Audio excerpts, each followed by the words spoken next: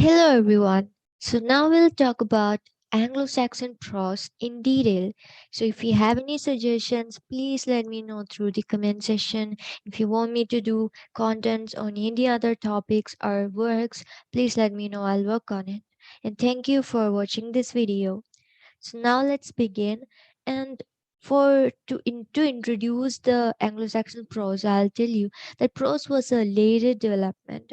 And as I already mentioned in the previous video, that Northumbria was a center for learning, and because learning was wholly a domain of priests and monks, and they constituted majority of them constituted in Northumbria. So naturally, Northumbria became the center of learning, and almost all of the works that were wholly educational were written in Northumbrian dialect.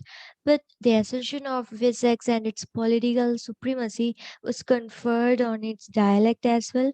So, towards the end of the century, West Saxon dialect became much more prominent, and works were written in West Saxon dialect as well. And moving on to an important figure during the period, King Alfred. King Alfred, as I mentioned in the previous video, was the one who resisted the onslaughts of Danes by sharing England with them.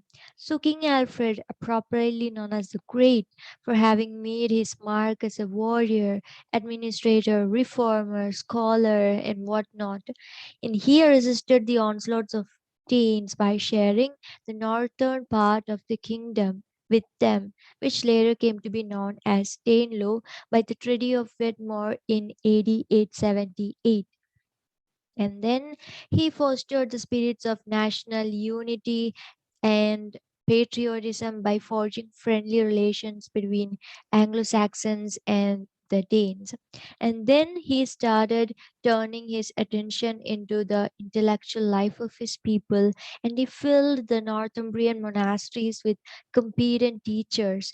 And he, in fact, did hard work, and he himself learned Latin and translated or caused to be translated works into Latin, works from English into Latin. And some of them would be Pope Gregory I's Pastoral Care, as well as Bede's Ecclesiastical History of English Race, that is Historia Ecclesiastica Gentis Anglorum.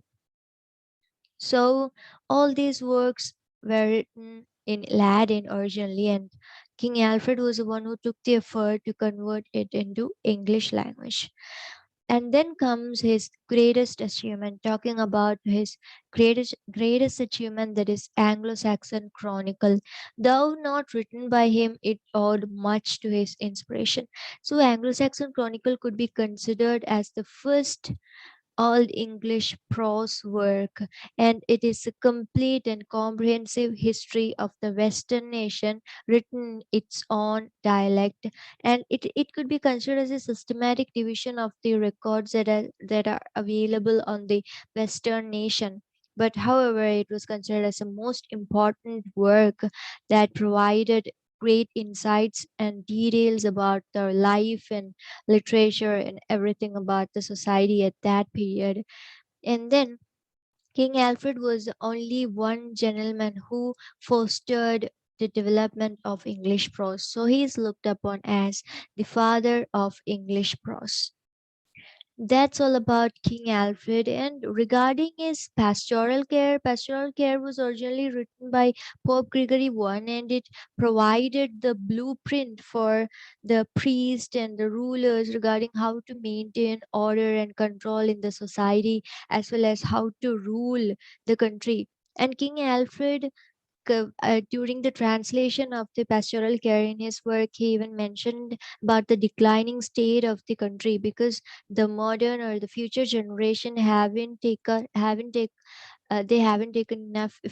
effort to learn Latin and to convert the works into Latin, because all the works that were written before them were in Latin, and the next generation didn't know how to translate them or how to read it and understand. So they didn't take the effort to do that.